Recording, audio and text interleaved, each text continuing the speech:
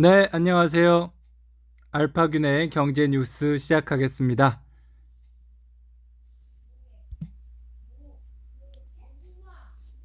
첫 번째 뉴스, 서울 경제부터 시작하겠습니다. 밴드에서 온라인 경제 기사의 달인 치시고요. 경제 기사 검색하시면 기사 세부 내용을 볼 수 있습니다. 댓글에 질문 달아주시면 답변 드리겠습니다. 자, 오늘도 한번 달려가 볼까요? 변수영 기자가 취재했습니다. 대우자동차, 중국 상하이 자동차, 마힌드라, 쌍용차 경영 악화에 잦은 대주주 변경이라는 내용의 기사인데요. 자, 쌍용차가 굴곡진 쌍용차 일지가 있네요. 2009년 1월 9일에 쌍용차 법정관리 신청했고요. 2010년 8월 12일에 우선 협상 대상자로 인도 마힌드라 그룹을 선정했습니다.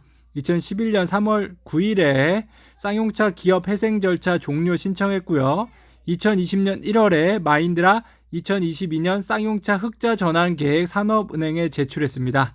4월 12일에 마힌드라 쌍용차에 400억 원의 일회성 특별 자금 투입했고요. 7월 6일 산업은행 쌍용차의 7월 만기 대출금 9억 원 만기 연말로 연장했습니다. 9월에 미국 HAAH 오토모티브 홀딩스 쌍용차 투자에 관심 보이며 실사 진행했고요. 12월 15일에 쌍용차 외국계 금융기관에 600억 원 대출 원리금 상환 연체 공시했습니다. 12월 21일에 쌍용차 사는 대출금 900억 원 만기 도래해서 기업 회생 신청했습니다. 네, 정말 다사다난한 쌍용차네요. 다시 회생할 수 있을까요? 여러분의 생각은 어떠십니까? 제 소종각 기자가 취재했는데요. 1650억 원 빚에 회생택한 쌍용차 ARS 신청으로 기사 회생 노린다고 합니다. 네, ARS는 저희가 전화해서 ARS 받는 그런 게 아니고요. 약자인데요. ARS는 여부 보류 신청서라고 회생 절차 개시할 때 접수하는 서류의 이름입니다. 네, 쌍용차 어떻게 될지 계속 지켜봐야겠네요. 전체 임원들이 일괄 살표 제출하고 더 탄탄한 경쟁력 있는 기업으로 탈바꿈하기 위해 혼신의 노력을 다하겠다고 하는데요. 자, 어떻게 혼신의 노력을 다하면 될 수 있을지 의문도 됩니다. 잘 되기를 빕니다. 자, 다음 뉴스 한번 볼게요. 박한신 기자, 회생 절차 신청 쌍용차 HAAH와 매각 협상도 첩첩삼중이라고 합니다. 주요 내용 한번 공유 드릴게요. 다만 일각에서는 마힌드라가 오히려 HAAH와 협상에서 적극적으로 임할 수 있다는 전망도 있습니다. 인도 현지 매체인 인디아 타임즈는 HAAH 오토모티브는 2억 5,800만 달러 2,818억 원의 일부 지분 인수 의향을 냈지만 마힌드라가 전량 매각을 제안했다고 합니다. 그렇게 보도가 됐죠. 마힌드라가 버티고 있다는 취지의 현지 보도인데요. 산업은행과 외국계 은행들의 만기 연장 거부로 기업 회생 절차를 신청한 상황에서는 마힌드라가 보다 적극적으로 협상할 수밖에 없다는 관측도 나오는 상황입니다. 쌍용차 관계자는 ARS 프로그램 신청으로 최대 3개월이라는 시간을 벌었고요. 이 기간 동안 투자자와 협상도 마무리하도록 노력할 것이라고 합니다. 네. 나중에 또 뉴스가 나오는데요. 쌍용차 도대체 왜 문제인지, 인도의 법률은 어떤 것들이 있는지 또 한번 나올 겁니다. 그때 또 공유 드릴게요. 자, 월스트리트저널 중국 미운털 박힌 마윈 엔트 지분 일부 국유화를 제안했다고 합니다. 네, 마윈 누군지 아시죠? 알리바바를 창업한 사람입니다. 월스트리트저널은 마윈이 지난 10월 중국 정부가 혁신을 억누르고 있다고 발언하는 등 당국을 비판하자 규제 당국이 알리바바 측과 면담을 요청했다고 전했습니다. IPO를 앞둔 마윈은 화해의 의미로 일부 국유화까지 제안하며 당국 달리기에 나섰으나 결국 실패했습니다. 면담 이후 당국은 엔트그룹의 IPO를 중단시켰고 중국의 거대 정보기술 IT 기업을 규제하는 정책을 내놓고 있습니다. 월스트리트 저널은 중국 관료를 이용해 시진핑 중국 국가주석이 개인적으로 중국 규제 당국의 엔트그룹의 위험성을 조사하고 IPO를 중단시킬 것을 지시했다고 덧붙였습니다. 엔트그룹 측은 지난달 열린 규제 당국과의 면담 내용은 기밀이기 때문에 내용을 확인해 줄 수 없다고 밝혔습니다. 네, 중국의 알리바바 투자하시는 분들 있죠. 중국 알리바바 매도 의견의 기사라고 볼 수도 있죠. 중국의 정치의 리스크를 보여주는 한 단면입니다. 자, 한지영 기자가 취조했죠. 김동관의 승부수 하나솔루션 태양광 수소에 2조 8천억 원을 투자한답니다. 어마어마하죠. 태양광에 1조 원, 수소에 2천억 원 투자를 하고요. 차세대 제품 및 개발 및 생산에 4천억 원, 태양광 개발 역량 확대에 3천억 원, 분산형 발전 기반에 3천억 원, 수소 생산에 1천억 원, 수소 저장 및 유통에 1천억 원에서 총 1조 2천억 원인데요. 또 다른 내용도 있어서 한번 공유 드릴게요. 기사 내용 중에 신재생 에너지. 자, 신재생 에너지라는 게 지금 화두입니다. 잘 기억해 주세요. 리뉴어블 에너지인데 신재생 에너지라고 번역하는 것도 있고요. 재생 가능 에너지라고 번역하는 것도 있고요. 여러 가지 있습니다. 시대에 맞춰 소규모 전력 사업자들이 참여할 수 있는 인공지능 AI 기술 기반의 가상발전소 VPP 사업에 대한 투자도 늘립니다. 이를 위해 하나솔루션은 향후 AI 등 소프트웨어 기술력을 갖춘 기업을 대상으로 인수합병 M&A를 추진할 계획입니다. 지난 8월 미국 소프트웨어 업체 그로잉 에너지 랩스 인수한 것과 같은 전략입니다. 하나솔루션은 이번 유상증자에서 M&A 목적으로 3천억 원을 배정했습니다.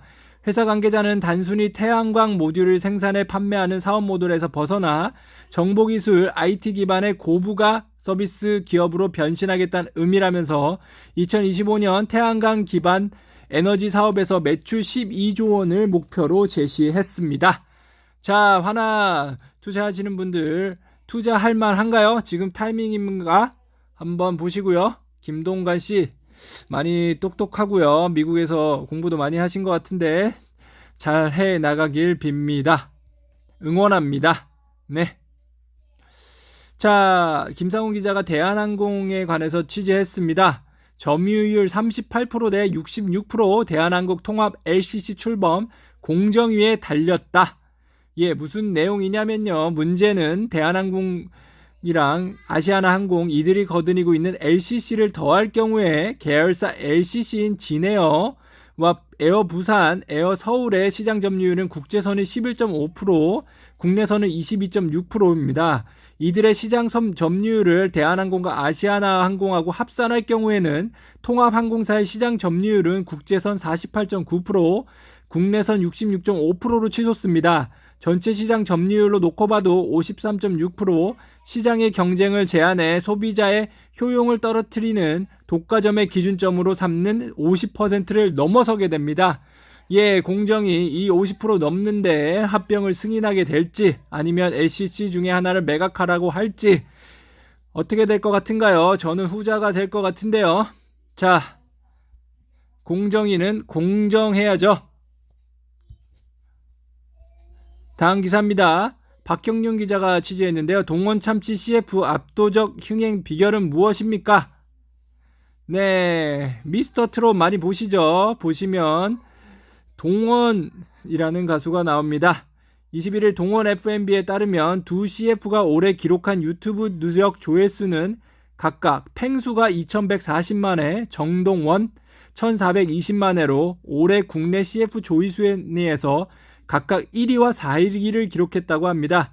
두 편의 조회수를 합하면 무려 3560만회에 이르고요. 동원 FMB 관계자는 젊고 트렌디한 감각을 살린 톡톡 튀는 마케팅으로 펀슈머 성향이 강한 Z세대, 밀레니얼 Z세대를 사로잡으며 동원 참치의 이미지를 더욱 젊고 재미있게 만들었다는 평가를 받고 있다고 설명했습니다.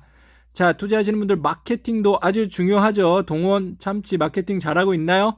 동원 산업 더 한번 투자 검토해 보시고 투자해 보시길 바랍니다. 조윤희 기자가 취재했는데요. 황골 탈퇴 KB증권 M&A 시장 빅3를 넘본다고 합니다.